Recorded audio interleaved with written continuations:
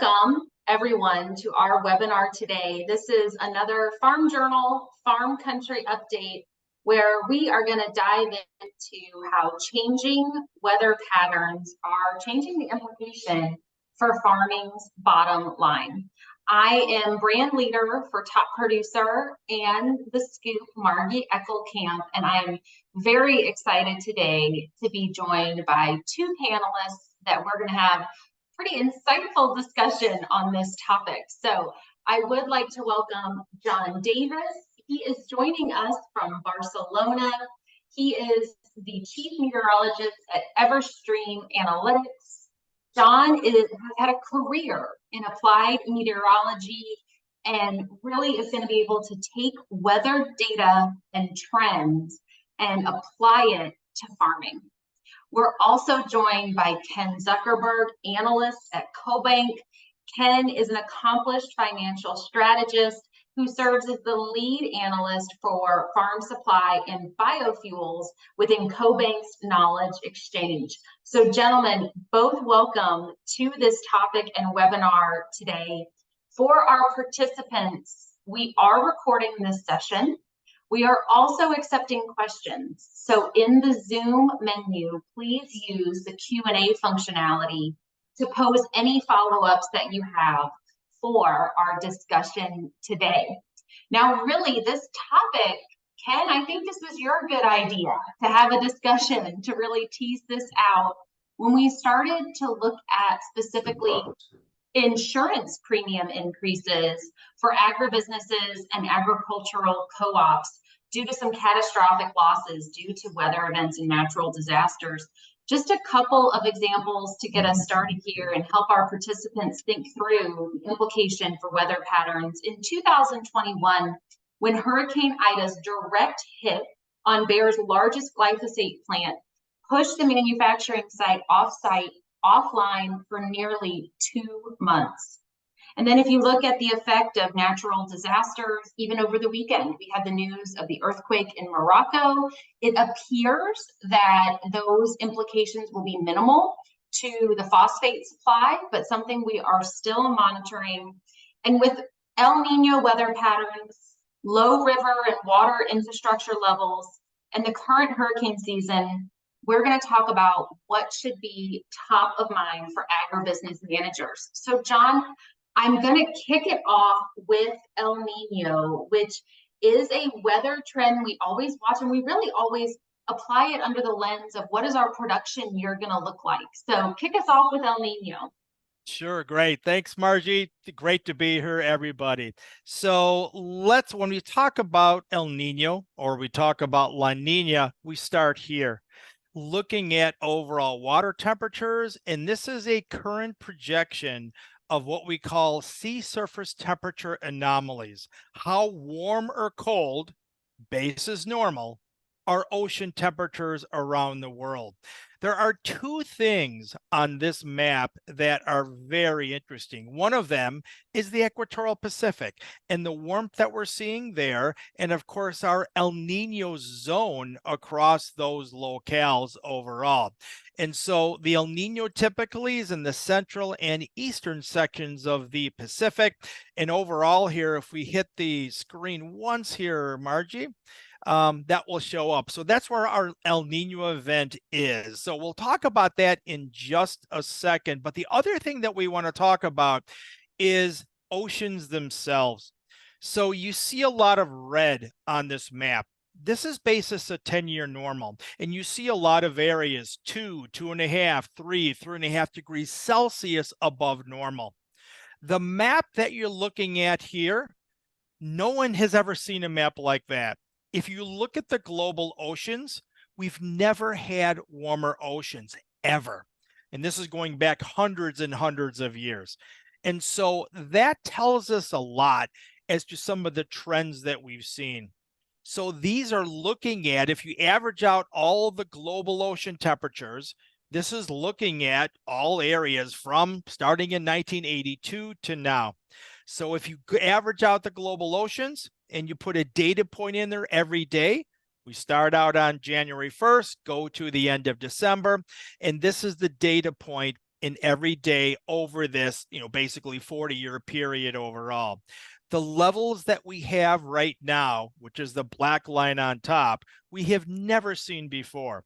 Much warmer than last year, much warmer than the year before. And over the last 5 months or so, the levels have been unprecedented on a global scale. Why do we care about this? We care about this because this is the fuel, this is the driver that brings the extreme weather events to the forefront that affect agriculture, that affect energy, that affect people on a global basis. The extreme weather events that we've seen accelerate for many decades, accelerating even more this year, then that is because of global ocean. That's where the crux of the situation is. And that's why we've had so many more, extreme weather events, and that is accelerating because of the ocean temperatures, again, which are unprecedented. Let's now talk up. Yeah, if I could just ask a question, and I know that you guys make a lot of insights based on data specific to these sea surface temperatures. Can you share with the group, how is that data collected? So that data is collected primarily by satellites. And so it didn't used to be satellite, but since about 1979, the sophistication of the satellites that we have, they take, measurable readings in every location around the world, and it's extremely accurate data overall. So the data that we get from ocean temperatures, it's satellite derived. And over the last 35, 40 years, those satellites are really sophisticated. And so not only the data, at the surface, but the satellites can actually look down, 50 meters, 100 meters into the surface and look at temperatures at those levels too. But it's all satellite derived. Excellent. Okay. Thanks, John. Sure, welcome.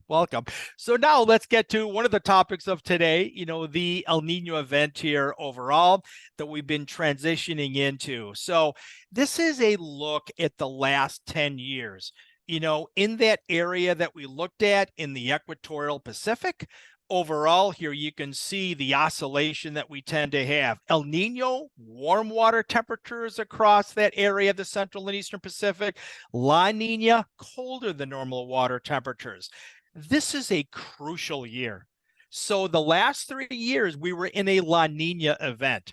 And within a La Nina event, that's colder than normal water temperatures in that zone. This is a year of transition. We started out with La Nina conditions, and now we're in moderate El Nino conditions. And it looks like we're going into a very strong El Nino event by the end of the year and into the early portion of 24. So what are some of the implications? We call this a redistribution of overall weather trends. So the fact that we're in La Nina for the past 3 years, now we're going into El Nino, that changes things during this transition year. So if we look at this, there are some areas due to trade wind patterns across areas of the Pacific, you have reduced dryness risks in much of the Americas. Argentina, southern Brazil, much of the US has reduced dryness, and that has been the problem over the last 2 or 3 years. On the other side of the Pacific, though, we have increased dryness risk. The last 3 years, the risk was really flooding across areas of Australia and Indonesia, places like that. Now with this transition, going forward into next year, areas like Southeast Asia, India, Indonesia, Malaysia, Australia have increased dryness and heat risk over the next year at least. So this has been a transition. We call this kind of a weather risk transfer, if you will, with reduced dryness in the Americas, but increased problems with dryness and heat in areas of Asia.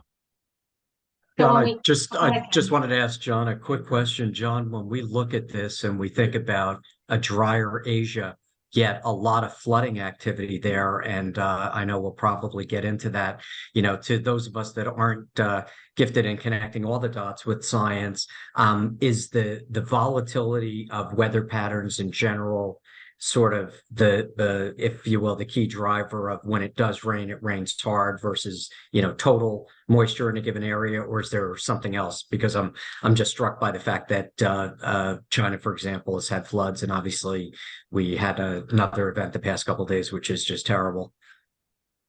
Yeah, so what you tend to see in a lot of these areas is this transition takes place over a period of time, 6 or 9 months. So we're just going through that transition.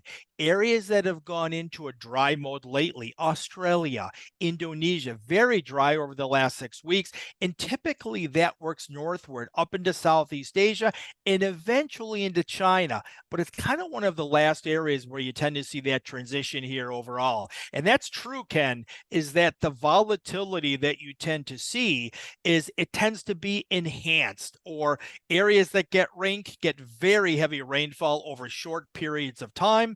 And then when you tend to go into a drier or hotter mode, then you tend to see, much, extreme heat and very dry conditions across those areas. So not only do you have this transition, a risk transfer, if you will, but then you also tend to have a lot of volatility within that.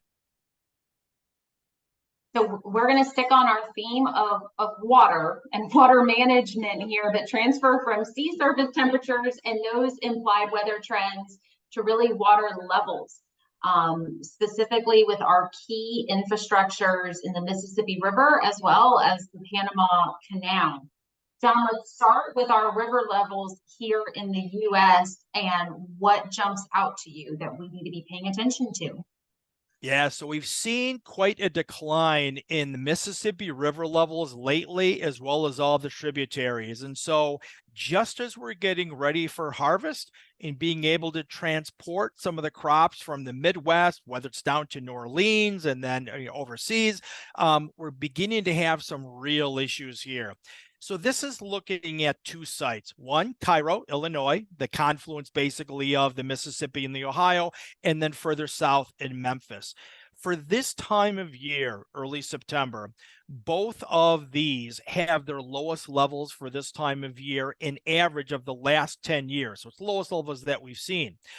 What's even more concerning is that the pattern in the Mississippi River Basin through the end of the month looks very dry. So these levels, which are already low, are going lower over the next 2 or 3 weeks. That, of course, coincides with harvest activity and more need for barge traffic up and down the Mississippi overall. So we're beginning to see problems both with capacity of barges, weight, and also number of barges able to be tethered together. That started about 8 or 9 days ago, and that's going to continue to get worse right through the end of this month overall. So this is a major issue from a transportation or logistics standpoint, is moving things around. And again, there are some alternatives to the Mississippi, but the alternatives are extremely expensive, and there's certainly no easy answer when you begin disrupting the Mississippi and potentially even shutting it down. Yeah, I think I even read some analysis from last week that in 2 business days, we saw $150 worth of volatility per barge for New Orleans urea. So great impact for our grain shipments as well as our fertilizer inputs that use that river infrastructure. Yep. So to transition a little bit further south and talk about Panama, I know that the Panama Canal actually handles about 40% of all U.S. container traffic. So when you look at weather risk and infrastructure needs on the supply chain, this is a great hotspot to pay attention to. We've seen reduced traffic since July, and that's continued through August, and I'm assuming September, but what's the update? Yeah, so the situation there is getting worse, and they've had issues now for 3 or 4 months, as you said. And just a quick background on the Panama Canal. So this is the location of the Panama Canal. Panama is one of the wettest countries in the world, but they need incredible amounts of fresh water to make the canal work. To take ships up 10 stories and then down 10 stories. It's all done by fresh water in the freshwater lakes in the middle of Panama. For one ship to cross Panama, it takes 80 million gallons of fresh water. And there's 15,000 vessels a year that go through the Panama Canal. So yes, they're in a wet pattern here and they tend to be wet, but they need huge amounts of water overall. Because of the drought this year, they're really having problems in congestion of vessels going back and forth across the Panama Canal. Lake Gatun is the key freshwater lake that makes the Panama Canal work and is the lifeblood of the Panama Canal. This is looking at the current levels of Lake Gatun, and this is a comparison of the last 10 years. So we're at the lowest levels of the last 10 years. And in most situations, this is the wet season in Panama. You tend to see an increase. We've been basically steady in this period for many months. And we can go even further back from a data standpoint in areas of Panama. So if you go further back and look at all of the lake levels of Lake Gatun all the way back to 1965, then this also the lowest level that we've seen since 1965. So we can go to the next slide here, Margie, and we can kind of see that is that this is all years, 1965 to now. We're at the lowest levels of the lake in any time frame for August or September that we've seen. And what's interesting is that we don't see any improvement in the short term. We don't see any improvement in the long term because El Nino tends to be a suppressor of rainfall across Panama. And with the El Nino event strengthening through the end of this year in early 24, we see this as an issue and a problem in the next couple of months and through the end of this year into early 24. So this situation is not going to go away. When you share that outlook with folks, what options really are on the table here? So it depends on what kind of, producers. Agriculturally, the solutions or the things you can do are not easy at all. If you go train and things like that, it's much more expensive. Energy is a huge implicator, of this as to LNG shipments going through the Panama Canal. One of their only choices is to go around South America, which adds time and money. So there's really no easy implications. If you have a lot of time ahead, then you could take, let's say, a ship that's coming across the Pacific. You could go into Long Beach, you could go into Seattle, and then you could take it either by truck or rail from that point across the lower 48. But that's not easy to do, when you begin to, mandate and begin to, put these overall transportation issues kind of locked in for many months ahead. So no real easy answers overall. There are some alternatives, but they're expensive and they're timely. Absolutely. So when we started talking about when we should talk about weather, we thought September would be a great time just because of hurricane season. Already, we've seen a lot of activity this year. We've got Hurricane Lee off the East Coast. Looks like his greatest implications might be on the port of Halifax when it comes to supply chain. But John, I want you to share a little bit about what we've seen and what those implications have been for the supply chain. Sure. So one kind of first broad comment overall. So this is kind of a look at what we have right now. We have Lee in the Atlantic. We have Margot in the Atlantic. But Lee, late last week, became a Category 5 storm. Why is that noteworthy? It's noteworthy because in the 7 global basins in the world, the Atlantic is one, the East Pacific is one, the West Pacific is one. We have 7 main basins. Every basin this year has had a Category 5 storm. That has never happened. And it all comes back to water temperatures and the energy or octane that storms have to rapidly intensify, rapidly develop, even in pretty far northern locations overall. So if we look at the Atlantic this year, it's been a textbook El Nino type season, meaning that the Atlantic or areas further east tend to be quite active, which has been the trend. But the western areas, the western Gulf of Mexico, the western Caribbean tends to be quite inactive, and you rarely get storms across those areas. So for interests like in the Western Gulf or Texas or even Louisiana or into Central America, these tend to be quiet seasons. They don't tend to be quiet seasons in the Atlantic where all the action has been. And we expect that's where the action stays the remainder of this month and as we go into October overall. So higher risks in the eastern areas, low risk in the western areas. Very textbook El Nino type hurricane season in the Atlantic basin. Excellent. Yeah, I just was looking back at recent hurricanes that were great effects on agricultural producers, specifically in the Southwest US. And you think about 2018 with Hurricane Michael and Hurricane Florence, or inverse that, Florence then Michael. And it was quite detrimental for those growers of cotton, tobacco, others. And then not only you think about in 2022, the great impact of Hurricane Ian in Florida, where almost 6,000 ranchers lost fencing and the expense for those folks to get their operations back to normal. So we do want to talk about catastrophic events and really the impact to those insurance premiums. Ken, I know this is a trend that you have been watching. You've been marking these events and then the results afterwards. What would you share so far, really, in what we've seen just in the past 2 months? So, Margie, thank you. When we look at this list of events that have just transpired, they've been across the country, and we had Hawaii. As you know, there were severe losses there that came from wildfire. We had other part of the world, floods in China, Slovenia floods, record heat, ridiculously high heat in the U.S. during the month of August. The Canadian wildfires in my home state of New Jersey and New York, the Northeast, there were days, many days, where it wasn't safe actually to breathe outside because of the smoke coming from the Canadian wildfires.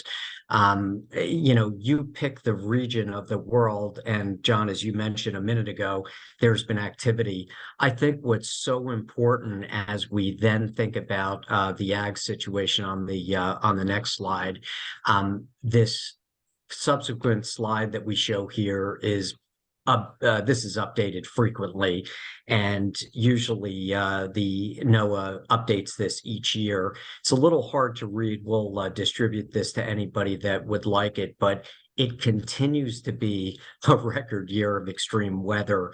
And I think the main takeaway that I have is going back to John, something you had said. So back in 1992, when I was on Wall Street and Hurricane Andrew hit, subsequent to that event, which was a $16 billion of insured loss, in today's dollars, that's probably about 35 billion. Subsequent to that event, we capitalized something like 8+ reinsurance companies in Bermuda. I still have the prospectus at home for Partner Re. It's a deal that my firm lead managed. And we talked about the fact that there had been a few 1 in 100-year events that wouldn't repeat themselves. And this was the golden opportunity for reinsurers to extract very strong prices to which there would be the business case to invest. Now, what's interesting is 1992, I hate to admit it, but that was, 31 years ago, John? And I know you spent time at Citigroup back in those days, or at least near there. What's amazing is there have been probably 20 or 25 1 in 100-year events since then. So either the actuaries are wrong, property values are much higher and distorting it. The climate has changed, or all of the above, maybe. But what I think is so interesting is when you said that every basin in the world has had a Cat 5 this year. So when we link this back to production agriculture, and the co-ops and the grain, the farm supply, and the producers, at least here in America, and that's what most of this audience is. What's so important is the reinsurers and the insurance experts that place coverage, called brokers, you have the Lockdons, the Marshes, the Aons, et cetera, the AJ Gallaghers, when they look at this situation and they hear you with the Cat 5s popping up around the world now in every region, this is not a one-year event. I think this is a sea change, no pun intended. And the problem then becomes that the nature of risk, the increase in severity is happening while the increase in frequency is happening. So part and parcel, as we talk to markets and our contacts and our customers, candidly, that are U.S. agricultural co-ops, the price of coverage is going up because the markets that provide those coverage are worried about these trends, the frequency of events continuing. I think the science behind it is certainly, folks will probably have questions as to what might reverse, if anything, the sea surface temperatures. But where I sit and I take a look at this is, we have a lot more activity, a lot more risk, and notwithstanding volatility in commodity prices, we will probably see insurance as being one of those critical inputs that we'll have to really budget for, think about, and model when we assess company risk. So, Margie, with that, given the risk of background noise here from Philadelphia, I'll turn it back to you. And obviously, any of your questions or the audience questions, we'd be delighted to answer. Excellent. So we did march through the prepared remarks that we had on top mega trends that we really wanted John to layer in his meteorological data and insights on, but we knew we'd have other things to talk about. And one of that is the developing news out of Libya, the extent of the flooding there, John. And if you could just touch on what you're watching there. Yeah, so this was an event that actually was in Libya. It was really over the weekend. Major flash flooding event, a huge human toll, over 2,000 deaths reported, even just 2 days after. So one of the worst flooding events in that country's history. Of course, it's weather related, but it's also related to something that's caused other issues last week, and it's called a metacane. So it's not a hurricane, but it's a system in the Mediterranean, a metacane, that does major damage and certainly provides major flooding across a lot of areas. Last week, the metacane spun across Greece and Turkey, major flooding across those issues. It curved back around, then it moved back into northern Africa, and that's when this happened across areas of Libya here over the weekend. So the metacane over the last 7 days, not officially a hurricane, but even a storm system like that can have major ramifications. And in its 7 or 8 day trek across the eastern Mediterranean, it caused huge amounts of damage overall, $1 billion damage event, as Ken talked about. And just kind of one more item on that. As of 2 days ago, we've had $32 billion damage events around the world. And again, it's only early September. We have a long ways to go overall. So again, getting back to the extremes, and as you might guess, water temperatures in the Mediterranean are at their highest levels recorded in the last 30 years. So similar story there to other water areas of the world. Ken, I have a couple of examples to bring some of our takeaways to the farm level, but I know you're working with ag co-ops every day. Could you bring some of these takeaways to that level, specifically what options some agribusinesses are pursuing to make up for any lost insurance coverage? Right. So many people on the line have probably heard about the idea of forming one's own captive or self-insuring some of their exposure. That's a very, very complicated process to do alone, and be careful what you wish for. And here's why I would mention that.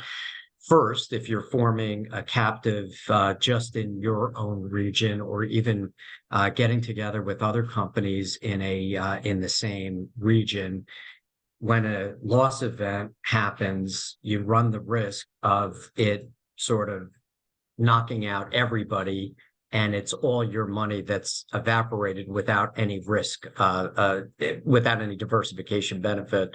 So just nominally, when you think about it, if you're an Ohio company partnering with an Ohio company to try to spread your risk, you're sort of both in the same canoe, and you're probably on the wrong side of it. So I think this is where you really need to work with a professional reinsurance and insurance broker to decide what is a better alternative product.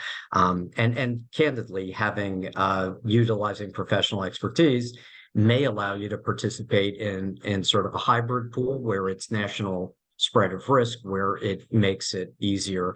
Certainly, for companies and co-ops that have a great track record of safety and revamping their facilities, it's just like your home. If you have stronger foundation and stronger windows, and you have your basement prepared to avoid flooding, usually you get a better premium on your homeowner's coverage when you have enhanced infrastructure.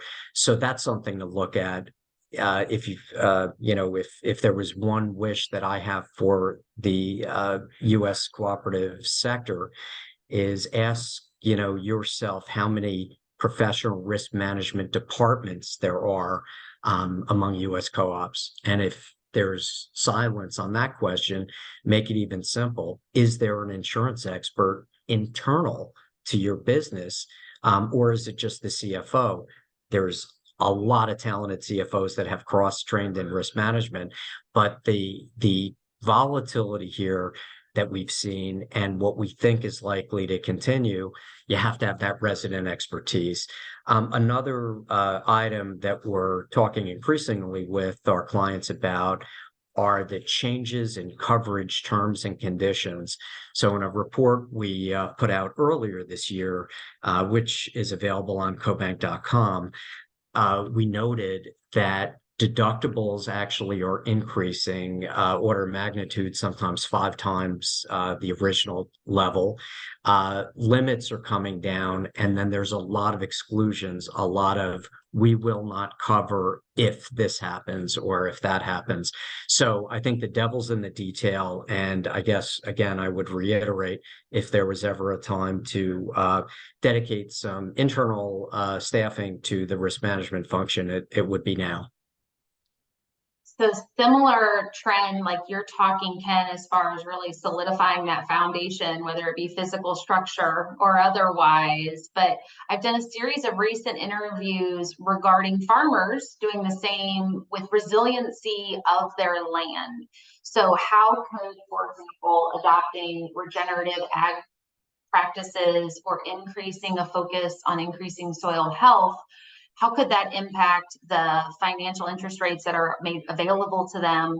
There are some pilot programs out there. There's more forthcoming that those folks who adopt those practices. And so far, it seems like the models are specifically focusing on resiliency to dryness rather than wetness. But how can we make land an investment with those increased practices? So, Margie, theoretically, there's ought to be a reflection of a lower risk premium, right? When you're a better steward of land, whatever it is, whether there's a commercial building on it, whether there's crops grown on it, or used for alternative means. It's a complicated one, as you mentioned, because let's think about, and John, please weigh in here if I miss anything. Let's think about a parcel of farmland and that which that land could be exposed to. And what the punchline will be is you can do everything right and still not get to where you need to be, because there's temperature changes, there's shocks in temperature, temperatures hitting at the wrong time in the growing season is a challenge. Planting corn and seeing a freeze is obviously not helpful in April. And then there's the heat stress, there's the flooding risk, and I guess there's a lot of variables. So what I would say is, if you think about the complexity of this, and you think about how complicated commodity markets are, there's a very strong business case to not go this alone and not try to think at the kitchen table about how you manage the farm while you're undergoing a season with volatility.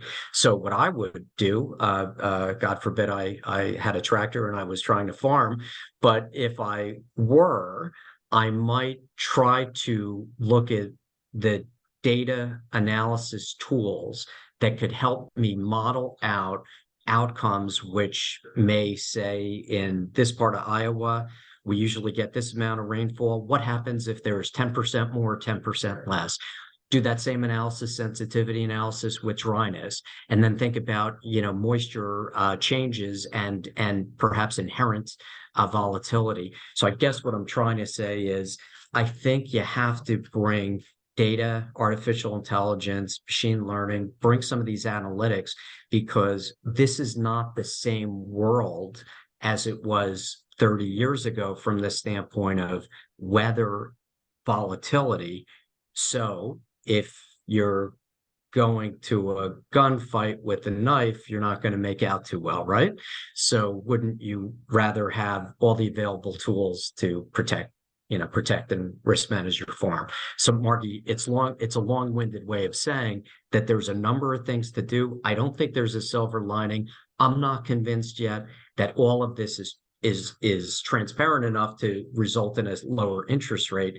Forget the lowest interest rate for now, with all due respect. Let's focus on the lower probable maximum loss. So that's kind of how I think about the subject. That's a great spin on it, Ken. So, John, I do want to ask, and Ken talks about the power of modeling outcomes, using this data, using artificial intelligence to bring us better insights. When you think about the risk of weather, and you think about the big aggregate data, but also the on-farm data, what would you just encourage farmers and those who advise farmers to be looking at? Yeah, so really all the information out there, and there's a lot of information, but the information that helps an individual or a company out the most, and that can be short-term data, looking at seasonal models or looking at El Nino events and what tends to happen during El Nino events over a period of a couple of years. There's a whole another category of climate risk. And so when we're looking at risk out there 10 and 20 and 30 years down the road, the computer models are very sophisticated and can look at risk, whether that's heat risk, flooding risk, or sea level rise, or something different, or coastal areas overall. But we can look at that risk in different forecast scenarios, whether we're seeing moderate increasing warming, low increased warming, high increased warming, and you can get a range of risk overall to a point, depending upon looking at crops, for example, that is it feasible in area X to grow corn in 25 years based on the climate projections here overall, or does that need to be sourced from another area, is an example of that. There's short-term solutions and data information. There's longer-term data information, and more is a bit more of a strategy situation coming up overall. But yeah, information is power, and the more data and information that you have to make decisions, it's always a good thing. Yeah, I like those insights about thinking about the long-range climate change. There's also a whole host of tools that farmers can use with in-field sensors to manage the in-year weather changes that they're experiencing, specifically to manage water resources, right? And hook them up to their irrigation systems. I would just share maybe three big takeaways on those sensors that farmers keep telling us is they have to be able to provide that return on investment. They can be incredibly expensive, so the scalability of them has been a bit of a challenge. They have to be reliable and field tough, because they are out there to measure what could be some extreme conditions or just everyday field conditions. and then also be accurate and insightful. So really being able to provide that actionable information. Now, John, one question that's come in is, how long do we expect to be in our El Nino pattern? Yeah. So El Nino is just wrapping up now and expect it to peak out late this year and early in 24. So the El Nino impacts will be at least through spring of next year. So we're talking about the next, 6 or 9 months in general. Beyond that, of course, it depends upon longevity of the event. The last La Nina, the overall cold system of El Nino, that lasted 3 years, but that's a very unusual phenomena, one of the longest lasting events we've seen, and La Ninas tend to last longer. So after the next year or so, odds are that we probably get out of this strong El Nino event, for example, next summer in the fall of 24 and thinking into the early portion of 25. So nearly a year of global impacts with the event. But after that, it would be unlikely, especially to maintain the levels that we're looking at for the next 3 or 4 months. Beyond that, as we're going ahead, 2 or 3 years overall. I hate to make assumptions. Really good question. Really good question. Well, I hate to make assumptions about the question, but I think they may even specifically be asking about Midwestern Corn Belt planting season next year. Oh, interesting. Yeah. So from a Midwest standpoint overall, well, I tell you, one of the issues overall is the fact that we have some issues with subsoil in the Midwest. It's not been a good year from subsoil moisture standpoint. We need to see some recharge of that here coming up. And one of the good pieces of information about El Nino is a lot of time middle of the country tends have a bit of a wetter bias. That's already happening in places like Texas and Oklahoma right now this week. And we expect that to kind of expand as we go through the fall. So that moisture coming through the winter and the fall, even into early next spring, is a beneficial situation, a recharge, if you will, from a subsoil moisture standpoint. Of the details next spring of getting out of an El Nino situation, typically there's not a strong correlation as for wetness or coolness. It depends upon other things out there. What is the polar vortex doing at that time, et cetera, as to the details that you'll tend to see during April and May, big field work time and planting time here overall. But that recharge the next 6 months, that's a good thing for the Midwest. Yeah, I have written about technology for almost 20 years now, and agricultural tools in the tech toolbox. And one of those that has helped with this risky weather that we experience would be drones, and the use of drones to be able to augment the work being done by our crop insurance adjusters when they're going out to investigate a claim.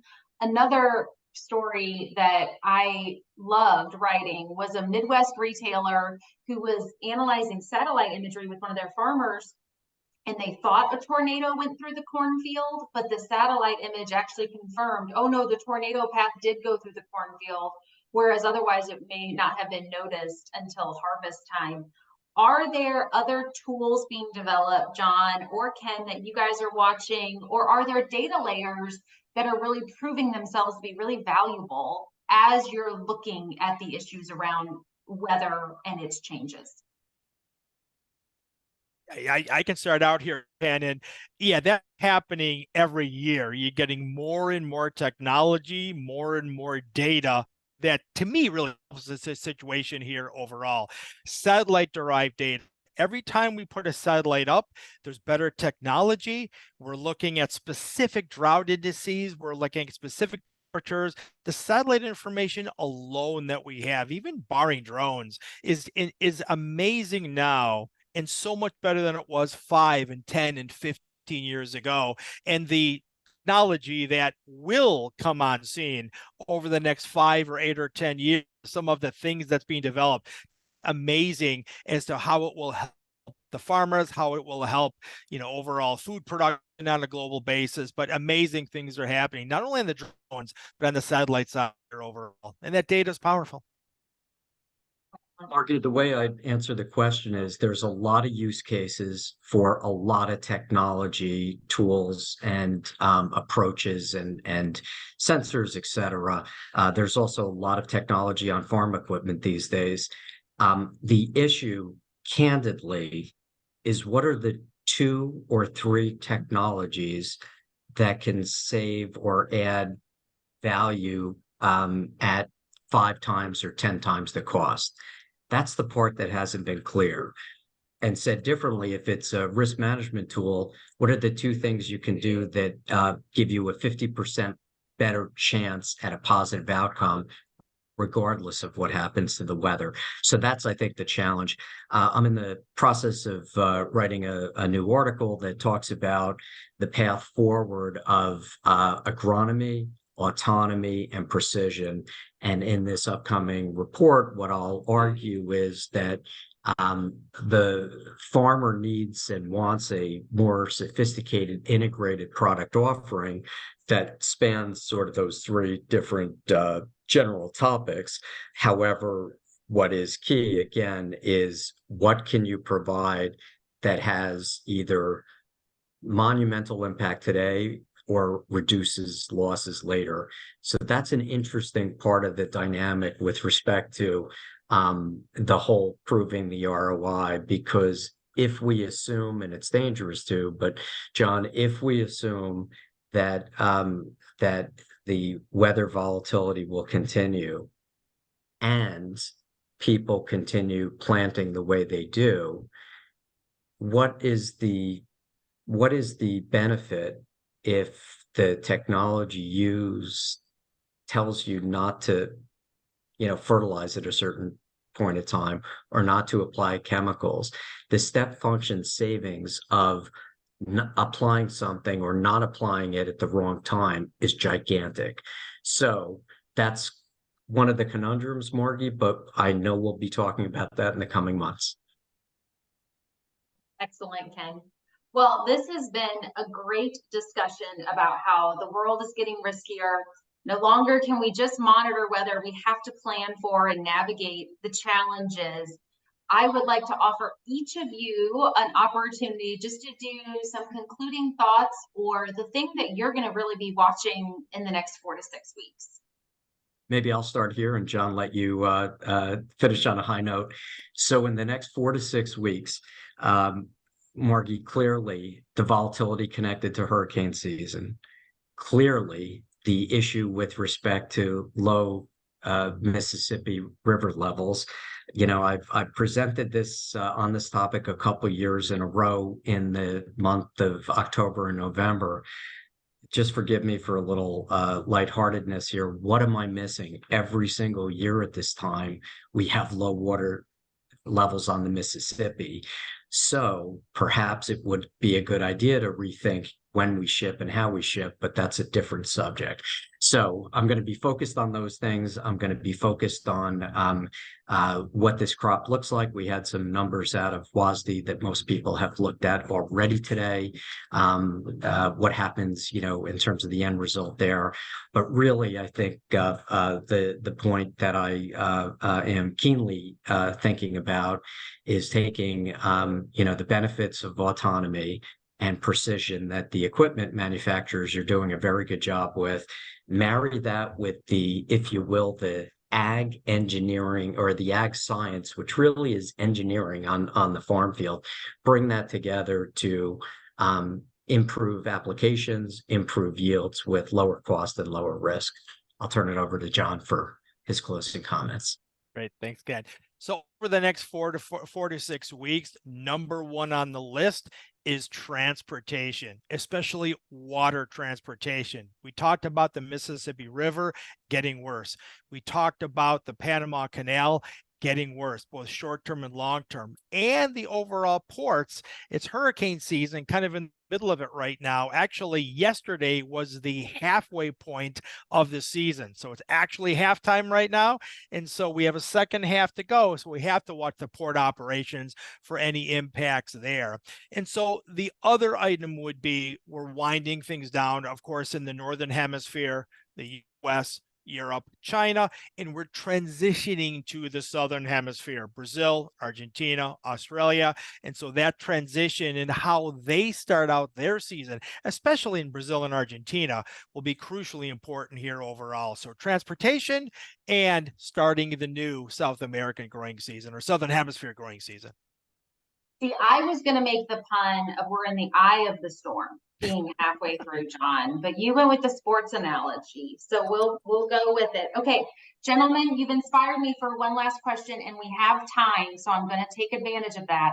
And that is, what is the number one thing not getting enough attention right now from where you sit? Not getting.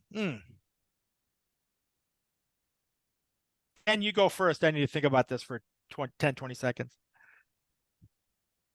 So I think that the devil's always in the details, right? And I would answer this, Margie, by saying that there's still a sense in the marketplace, whether or not it's among growers or co-ops or other businesses in upstream ag, that this too shall pass. And we've seen a lot of volatility, but let's not worry. It'll get back to normal. Let me ask you, what is normal, right? Post-COVID, the world looks the same, but it's radically different. How would you feel if you owned, 15% of office space in New York? Would you be nervous or would you be jumping for joy? I think you'd probably be more in the nervous camp because things are changing. The flip side of that is nature finds a way, and office buildings may turn into condominiums, which could be a happy ending. But you get my point. Things are a bit different. So what I always think is important is when the facts change, and you've heard me talk about this before, you always have three choices. You can acknowledge this, you can first is avoid talking about it. Second is acknowledging it. Third is really acknowledging it and doing something transformational. So I think the idea of whether or not agriculture needs more data scientists and risk managers in the companies, that's not being talked about. And I strongly feel that that's a sort of mission critical set of job functions to have. So that's how I'd answer the question.